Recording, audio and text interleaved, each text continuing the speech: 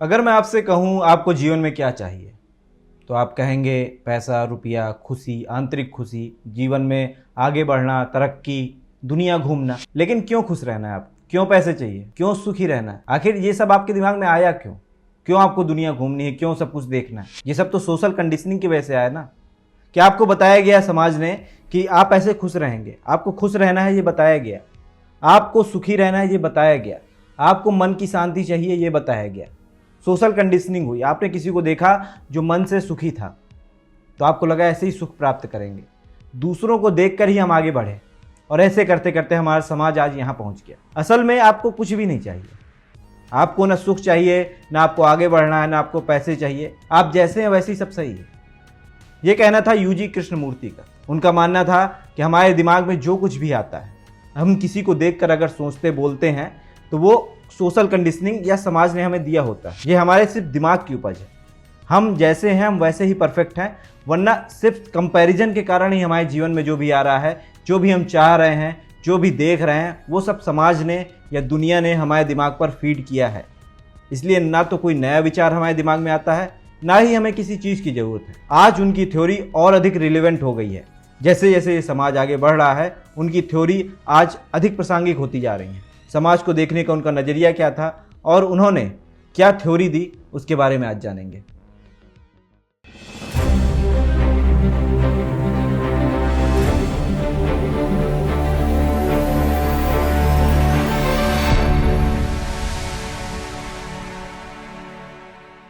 नमस्कार, मेरा नाम है दीपांशु और आप क्रम में हैं, यानी कर्म और माया के जाल में।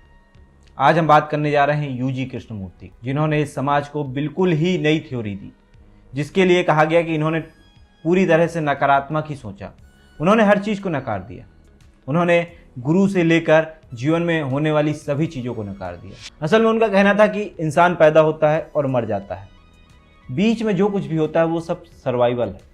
सिर्फ हम सर्वाइव करने के लिए हमने आत्मा, हमने ज्ञान, हमने चेतना और सारी बातें, सब कुछ दुनियादारी जो भी बनाई वो सिर्फ सर्वाइवल की वजह से बनाई। हमें जिंदा रहना था, वरना जैसे जानवर पैदा होते हैं, बड़े होते हैं और मर जाते हैं, वैसे ही इंसान है।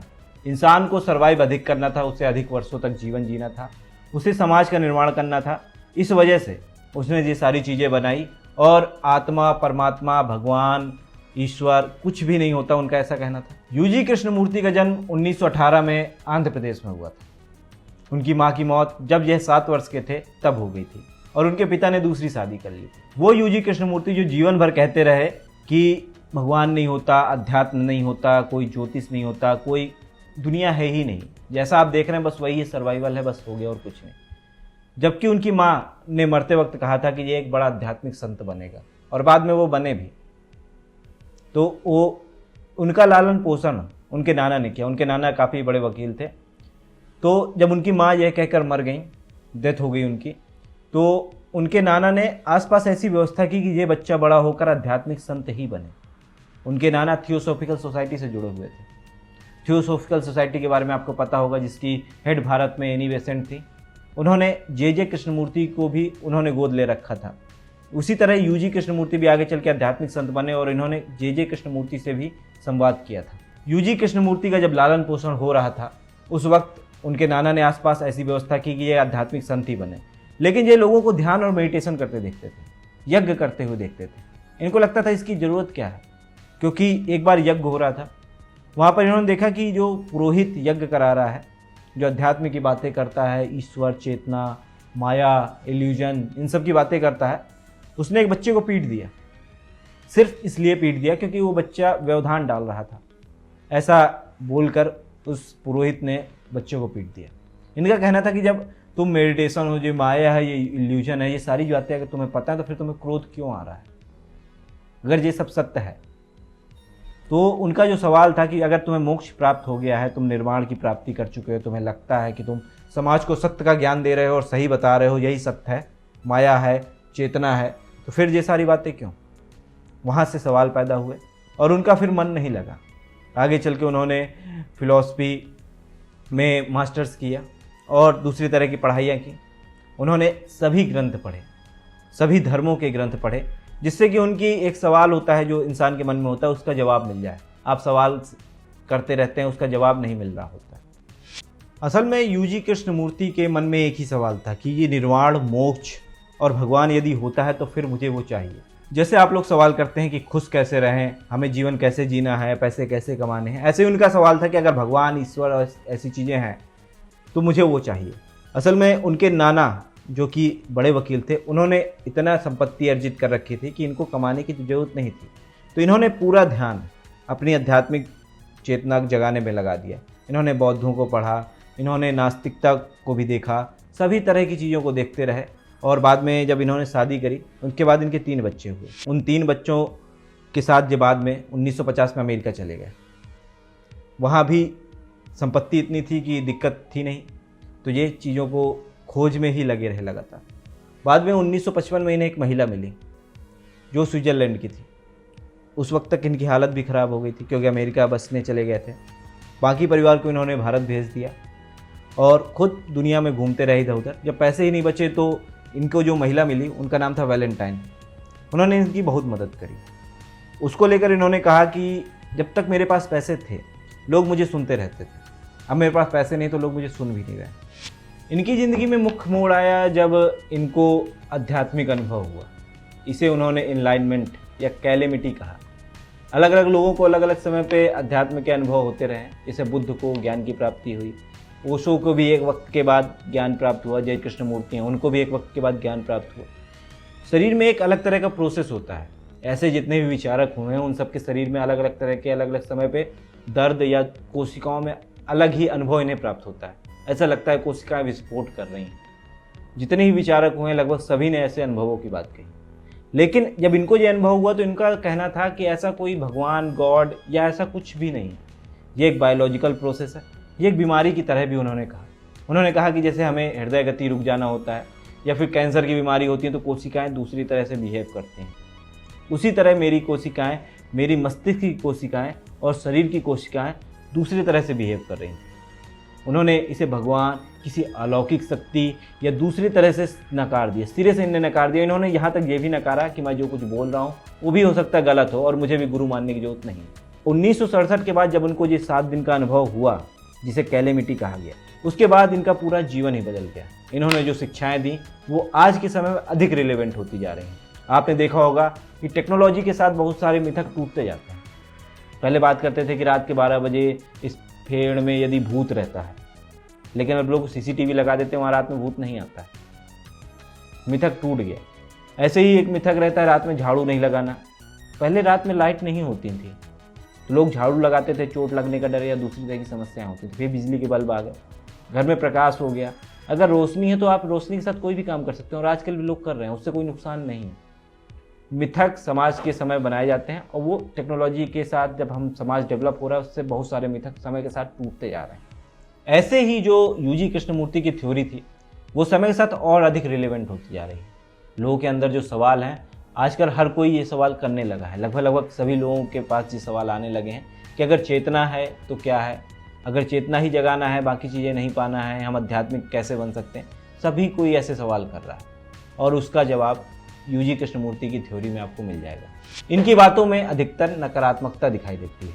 इनके जीवन में आप जितने भी प्रसंग उठाएंगे उसमें अधिकतर नकारात्मकता ही नजर आएगी आपको। इस वजह से जिस वक्त ये थे उस वक्त इन्हें ज़्यादा प्रासंगिक नहीं माना गया। जो भी लोग इनके जीवन में आए, जो भी बने, एक फिल्म डायरेक्टर हैं महेश भट्ट, प्रोड्यूसर या डायरेक्टर जो भी हैं, तो उनकी सिगरेट छुड़वाने में इनका बहुत बड़ा हाथ था। ऐसा उन्होंने अपनी जब किताब लिखी मैं कौन हूँ, उसमें उन्होंने इनका काफ़ी अधिक जिक्र किया और कहा कि इनकी चेतना को जगाने से लेकर सभी कुछ में यूजी कृष्णमूर्ति का ही हाथ है। लेकिन यूजी कृष्णमूर्ति की जब आप बातें सुनेंगे तो हो सकता है आप खुद कहें कि ये कैसी बातें कर रहा है इंसान, आप उसको स्वीकार ही नहीं पाएंगे। उनकी जो शिक्षा थी, जो शिक्षाएं उन्होंने दी, उन्होंने हर चीज़ को नकार दिया। उन्होंने लगभग सभी कुछ नकार दिया। जो भी आपके जीवन में हो रहा है, जो भी आपको बताया गया, जो भी आपके थॉट आ रहे हैं, उन्हें हर चीज़ को नकार दिया। तो जो कुछ भी आपके जीवन में होता है, जो कुछ भी आपको बताया जाता है, वो सिर्फ आपके दिमाग की उपज है, ऐसा उन्होंने कहा। तो हम आगे बात करेंगे कि उन्होंने क्या क्या बताया, उन्होंने क्या क्या बोला और उसका वाकई में क्या मतलब है, उसको समझने की कोशिश करेंगे। तो जो उन्होंने कहा वो पहला सिद्धांत था कि माइंड इज मिथ। इसके ऊपर उन्होंने किताब भी लिखी। उनका कहना था कि दिमाग या मन जैसा कुछ होता ही नहीं, मन जैसा कुछ होता ही नहीं, सिर्फ दिमाग होता, मस्तिष्क। मन जैसा कुछ भी नहीं होता।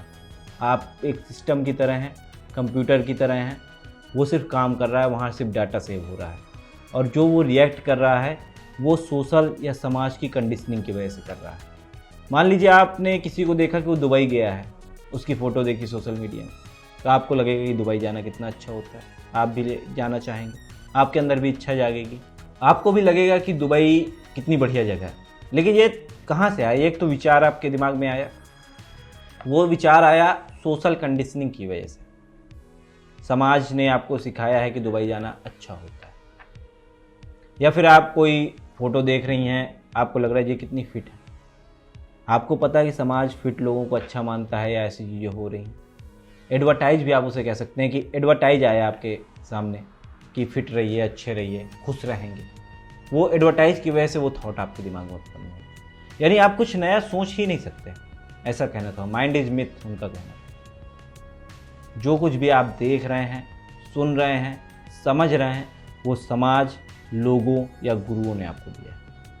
कुछ भी ऐसा नहीं है जो आपके दिमाग में कुछ भी नया आ गया हो। इसको ऐसा समझ सकते हैं, मान लीजिए आप जंगल में रह रहे होते, ना आपको दुबई पता था, ना आपको दूसरी चीज़ें पता थी, आपके दिमाग में वो थॉट ही नहीं आता कि दुबई जाके अच्छा हो रखा है, या आपके दिमाग में थॉट ही नहीं आता कि ऐसा कुछ होता है कि इससे खुश रहते हैं, मन की चेतना जगाना या ये। आपने जितना ज़्यादा दिमाग को अपने भरा, जितना ज़्यादा उसमें दुनियादारी डाली, जितना समाज का ज्ञान डाला, उतना ही अधिक आपके मन विचार और ज़्यादा उत्पन्न हुए, और जब उतने अधिक विचार उत्पन्न हुए तो वो आपकी समस्या का कारण बन रहे हैं। ऐसा यूजी कृष्णमूर्ति कहते थे। उनका दूसरा सिद्धांत था कि थॉट इज योर एनिमी, विचार ही आपका दुश्मन है। उनका कहना था कि आप सोचना तो छोड़ ही नहीं सकते, ये तो मानव स्वभाव है। आप सो भी रहे होते हैं, आप भी, फिर भी आपका चित्त जागा होता है, वो सपने आपको दिखा रहा होता है, स्मृतियाँ, आपका दिमाग चल ही रहा है, मस्तिष्क की जो कोशिकाएं हैं वो काम कर ही रही हैं। इंसान सोचना नहीं बंद कर सकता, लेकिन जो सोचने का उनके तरीका है इंसान का, उसमें बदलाव लाया जा सकता है।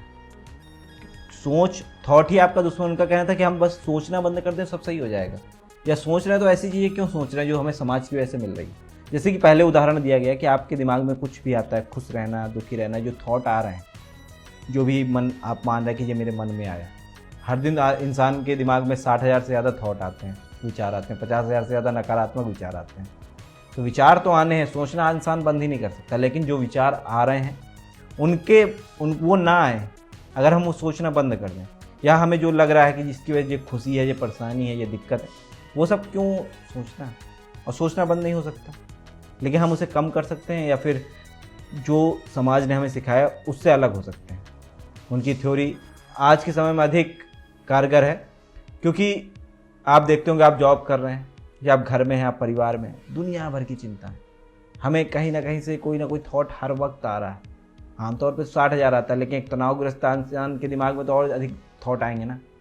1 लाख से ज़्यादा थॉट आ सकते हैं उसके दिमाग में, तो एक दिन में 40,000 थॉट्स अधिक आ सकते हैं अगर कोई तनावग्रस्त है, और ज़्यादातर नकारात्मक ही विचार आते हैं। तो सोचना अगर बंद कर दें सब सही हो जाएगा, उनका ऐसा कहना था। हालांकि ये संभव नहीं है प्रैक्टिकल तौर पर, क्योंकि हम कहीं जहाँ रह रहे हैं, जहाँ देख रहे हैं, जहाँ सुन रहे हैं, वो लागू ही नहीं होता कि हम सोचना बंद कर दें या देख के कुछ भी अनकहा कर दें। लेकिन उनका विचार यही था कि हमें सोचना बंद कर देना चाहिए, थॉट ही आपका दुश्मन है, ऐसा वो कहते थे। तीसरा सिद्धांत था ऑल गुरुज आर फ्रॉड, सभी गुरु आपको बेवकूफ़ बना रहे हैं, ऐसा वो कहते थे। आपने सुना होगा मेडिटेशन करके दिमाग को शांत कर लो। उनका कहना था कि चेतना जब जागती है तो हमें एक भ्रम छोड़ के दूसरे भ्रम में चले जाते हैं, इससे अधिक कुछ नहीं होता। हम अभी तक इसको समाज मान रहे थे, अब हम भ्रम की दुनिया में चले गए हैं। हमें लग रहा है कि अब ये हम अपने चित्त को जीत चुके हैं, जबकि सिर्फ हमारा दिमाग है, उससे ऊपर आप जा ही नहीं सकते ना। जो कुछ है आपका दिमाग है। जब दिमाग ही सब कुछ है तो मेडिटेशन करके क्या हासिल कर लेंगे? दिमाग शांत कर लिया, आंतरिक शांति मिल रही है, शरीर को सुख मिल रहा है, पैसे हैं आपके पास, लेकिन ये सब कुछ आप महसूस कर पा रहे हैं वो दिमाग की वजह से। मेडिटेशन किया, आपका दिमाग शांत हुआ, आपको लग रहा है मुझे चिंता है ही नहीं, इस चीज़ की चिंता है ही नहीं, तो आप एक दूसरी दुनिया में निकल गए ना, आपने एक नया भ्रम पाल लिया। अभी तक आप इस भ्रम को पाले थे, समाज है, दुनिया है, पैसे हैं, दुनिया है, आप उस भ्रम से निकले, अगले भ्रम में चले गए, कुछ है ही नहीं। वो भी एक प्रकार का भ्रम है। मतलब इस चीज़ को आप इससे समझ सकते हैं कि वो स्वयं कहते थे कि वो किसी तरह के गुरु हैं ही नहीं। वो कहते थे कि जो भी मैं बोल रहा हूँ उस चीज़ों को डिलीट कर देना। वो मानते थे कि जो कुछ हो जाता है बाद में उसी थॉट को दूसरे लोग अपने दिमाग में फीड करते हैं, और जिस व्यक्ति ने वो थॉट दिया है उस थॉट को बढ़ाते बढ़ाते बढ़ाते बढ़ाते भगवान बना देते हैं। जितने भी गुरु बनाए गए हैं, जितने भी लीडर्स हैं, जितने महान व्यक्तित्व वाले लोग हैं, उन सबको उनके फैंस, उनके प्रशंसकों, उनके मानने वाले, उनके अनुयायियों ने उन्हें भगवान बना दिया और कुछ नहीं। किसी ने भी ऐसी कोई थ्योरी नहीं दी जो जीवन को बदल सके, जो वाकई में लागू होती हो। सब कुछ दिमाग है। उस इंसान के दिमाग में अच्छा कुछ आया होगा, जो भी आया उसने समाज को दिया, उस समाज ने उसे स्वीकार के उसी को सत्य मानते हुए आगे चले गए। आप इस उदाहरण से समझ सकते हैं उनकी बात को कि अगर तुम्हें सत्य पता है, जब उन्होंने गांधी जी से मुलाकात की तो उन्होंने कहा कि अगर आपको सत्य पता है, सत्य का रास्ता पता है, तो आप शांत रहेंगे, क्योंकि जिसको सत्य पता है वो क्यों दुनिया को बताता घूमेगा कि मुझे वाकई में सत्य पता है, वाकई में है कुछ की नहीं है या क्या नहीं है। उनका कहना था कि ऐसा कुछ होता ही नहीं। उन्होंने सभी को सिरे से नकार दिया। उन्होंने बताया कि कुछ भी ऐसा नहीं, सिर्फ आपका दिमाग है, सिर्फ आप जो सोच रहे हैं, आप जो कल्पना कर रहे हैं, आप जो देख रहे हैं, जो फीड है, उसके अतिरिक्त दुनिया में कुछ है ही नहीं। और ये थ्योरी आज की डेट में अधिक रिलेवेंट लगती है। आप एआई के ज़माने में जी रहे हैं, आपको पता है कि जो डाटा एआई में फीड किया जा रहा है वो ऐसा जवाब दे रहा है। कोई एआई अच्छी इमेज जनरेट कर रहा है, कोई एआई कम अच्छी इमेज जनरेट कर रहा है। किसी एआई को हम बेहतर तरीके से प्रॉम्प्ट दे देते हैं तो वो अच्छी इमेज निकाल देता है। किसी एआई को सेम वही प्रॉम्प्ट दिया लेकिन उसका डाटा बेहतर है तो वो बिना अच्छे प्रॉम्प्ट दिए भी अच्छी फ़ोटो बना देता है। तो जो कुछ भी दिमाग में आपके फीड है, दिमाग के बाहर कुछ भी नहीं है। जो भी कल्पना, जो भी दुनिया, जो भी हमने बना रखा है वो हमारे दिमाग से। कोई गुरु, कोई मार्गदर्शक, कोई ऐसा नहीं होता जो आपको शिक्षा दे, आपको कैसे जीना है, आपके लिए क्या सही है। सिर्फ उनके अनुयायी उन्हें बाद में बहुत बड़ा बना देते हैं। इसका आप कई तरह के अलग अलग उदाहरण समझ सकते हैं कि भारत में बड़े बड़े विद्वान जो माने जाते हैं, उनकी मृत्यु के बाद ही लोगों ने उन्हें बहुत अधिक मानना शुरू किया। आप BR अम्बेडकर का उदाहरण ले लीजिए। आज की तिथि में आप उनके बारे में कुछ नहीं कह सकते, लेकिन वो अपने जीवन में एक चुनाव नहीं जीते, या फिर जिस वक्त वो थे क्या उतने प्रासंगिक थे, रहे होंगे, लेकिन उनकी मृत्यु के बाद उनके अनुयायियों ने उनके थॉट्स को अधिक लेकर अधिक प्रसारित किया। ऐसे ही आप दूसरे जितने विचारक हैं, ये संघ वाले हों, पॉलिटिक्स से हटा के अगर दूसरे टाइप के लीडर्स को आपको जोड़ना हो, जिनकी मृत्यु, या नागार्जुन हो गए, कवि, तमाम कवि हुए हैं भारत में जो गरीबी या भुखमरी में मर गए, लेकिन बाद में उनकी कविताओं को लोगों ने लेके, उनके थॉट्स को लेके उन्हें बहुत बड़ा बना दिया। ऐसे ही किसी भी चीज़ को, कोई गायक था, कोई फिल्म थी, अपने समय में कई फिल्में फ्लॉप रहीं लेकिन वो बाद में ब्लॉकबस्टर साबित हुई। री रिलीज का कॉन्सेप्ट आया हुआ है, उस वक्त हो सकता है वो नहीं चलती थी, दोबारा से जब रिलीज की जाती हैं तो फिल्म ज़्यादा बेहतर प्रदर्शन कर रही हैं। तो सिर्फ और सिर्फ इंसान के दिमाग, उसकी स्थिति के ऊपर डिपेंड करता है क्या सत्य है, क्या असत्य है। इसके अतिरिक्त कुछ नहीं होता। और जितने भी मार्गदर्शक, गुरु, बाबा, मेडिटेशन, ध्यान, कुछ भी सत्य नहीं है। जो आपके दिमाग में है वही सत्य है। अगर आप एक चित्त छोड़ेंगे तो दूसरे चित्त में चले जाएंगे। ये ऐसा है कि एक दुनिया छोड़ के दूसरी दुनिया में चले जाना है। अभी हम भारत के इस राष्ट्र में, इस प्रदेश में रह रहे हैं, कुछ दिन बाद दूसरे प्रदेश में रहेंगे। बस इतना बदलाव आता है कि अभी आप समाज में हैं, उसके बाद अपनी जब चेतना जगा लेंगे, मेडिटेशन या ध्यान या ईश्वर को पा लेते हैं, तो आप एक प्रकार से दूसरी जगह शिफ्ट हो जाते हैं। यहाँ पर ऐसे लोग रहते हैं, इसके अतिरिक्त कुछ। उनका चौथा सिद्धांत था, यू आर ऑलरेडी परफेक्ट। आप पहले से ही परफेक्ट हैं।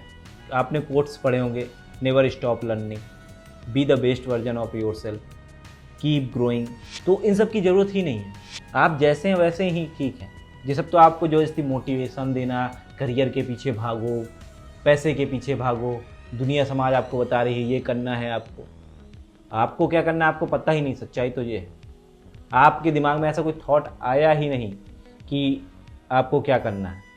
आप सिर्फ खा रहे थे, पी रहे थे, और समाज ने जो दे दिया, लोगों ने दे दिया, आपके बड़े बुजुर्गों ने दे दिया, परिवार ने दे दिया, कोई कहीं से भी दे सकता है। आपके मन में एक थॉट वो दिया गया, और ऐसा करते करते एक पूरा दुनिया 1000 सालों से चल रही है कि एक दूसरे को बता रहे हैं क्या करना है, क्या नहीं करना, कैसे खुश रहोगे, कैसे अच्छे रहोगे, क्या तरक्की है, पैसा पाना तरक्की है, खुश रहना तरक्की है, क्या तरक्की है, या फिर शादी कर लेके आदमी खुश रहता है, बिना शादी किए खुश रहता है।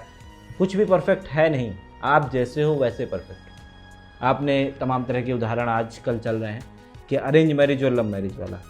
आपके पास दोनों तरह के उदाहरण मिल जाएंगे जिसमें अरेंज मैरिज में भी बवाल हो रखा है और लव मैरिज में भी बवाल हो रखा है। अरेंज मैरिज के बाद भी तमाम तरह के केस आ रहे हैं, लव मैरिज के बाद भी तमाम तरह के केस आ रहे हैं। कुछ भी ऐसा होता नहीं जो परफेक्ट हो। कोई सरकारी जॉब करके भी खुश नहीं है, कोई प्राइवेट जॉब में भी बहुत बढ़िया खुश है, कोई प्राइवेट जॉब में नहीं खुश है, नहीं सरकारी जॉब में बहुत खुश है।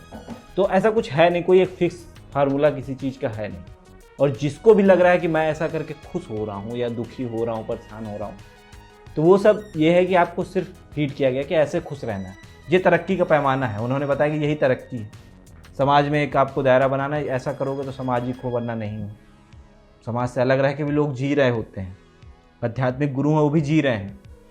यानी आप जो कुछ भी कर रहे हो वो सब कुछ परफेक्ट है, उसमें कोई बदलाव की जरूरत है नहीं।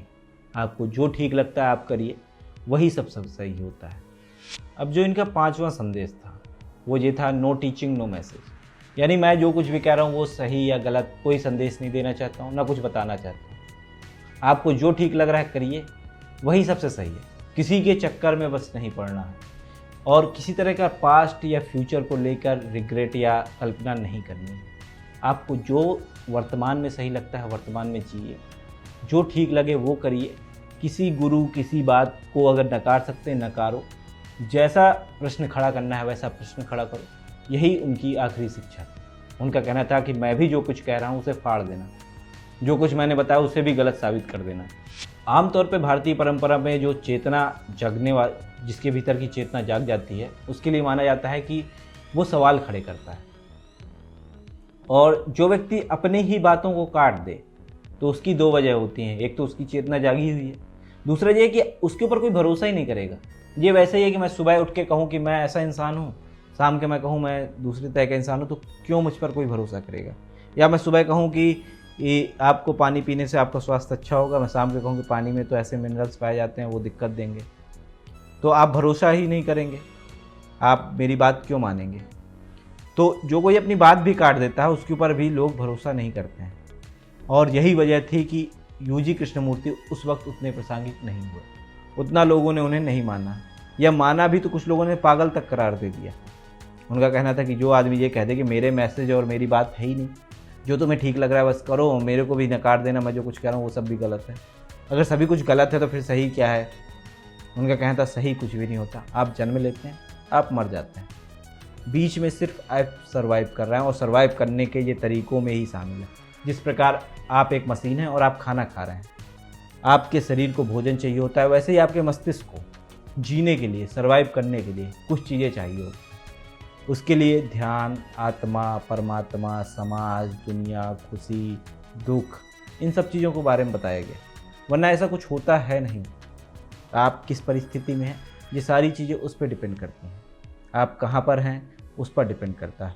मान लीजिए आप हिमालय में कहीं जन्म लेते तो आपकी दूसरी समस्याएं होती ना, या उस वक्त की सोशल कंडीशनिंग के हिसाब से आपकी दिक्कतें होंगी। उस वक्त उस इंसान को ये नहीं लगता होगा कि मुझे ये मोबाइल मिल जाए तो मैं खुश हो जाऊंगा, या फिर मुझे ये कार मिल जाए खुश हो जाऊंगा। या कोई दूसरी जगह जन्म लिया तो उसकी प्राथमिकताएं अलग हैं, उसका खुश रहने का तरीका अलग है। लेकिन जो खुश रहने के लिए बताया जा रहा है वो वहाँ के समाज के हिसाब से, वो कहीं और आएगा, उसके खुश रहने का नज़रिया बदल जाएगा। जब चीज़ें बदल ही रही हैं, जो चीज़ बदल सकती है वो फिर सत्य कैसे हो सकता है। उनका यही कहना है कि उनके जो बताए हुए मैसेज हैं वो भी हो सकते हैं कल को गलत साबित हो जाए, कल को वही सारी चीज़ें गलत बन जाएं। तो इसलिए कोई मैसेज नहीं, कोई टीचिंग नहीं, कोई गुरु नहीं, यही उनका आखिरी मैसेज है। अब बात आती है जब कुछ है ही नहीं तो करना क्या है, क्या फ़ायदा। तो पहला तो ये है कि वो कोई गुरु है नहीं, उन्होंने ऐसा कहा। हमें क्या जीवन में चाहिए वो भी कुछ पता है नहीं, करना क्या है कुछ पता है नहीं। उनकी मेन शिक्षा ये थी कि आप जो इल्यूजन में जी रहे हैं, मैं ऐसा हूँ, मैं वैसा कर रहा हूँ, इस तरह की इल्यूजन से बाहर निकलना है। जब आप उस इल्यूजन से बाहर निकलेंगे, आप छोड़ देंगे ना, आप सिर्फ सोचना छोड़ेंगे तो परेशान होना बंद हो जाएगा। जब परेशान होना बंद है, कुछ बनना ही नहीं है, खाली बैठे हैं, जो कुछ मिलना है करते जाना है बस, किसी तरह की कोई चिंता ही नहीं करनी ना। जब पता है कुछ है ही नहीं, सिर्फ जी रहे हैं, सर्वाइव कर रहे हैं अच्छे से। हमारी प्राथमिकताएं अभी इसलिए अलग हैं।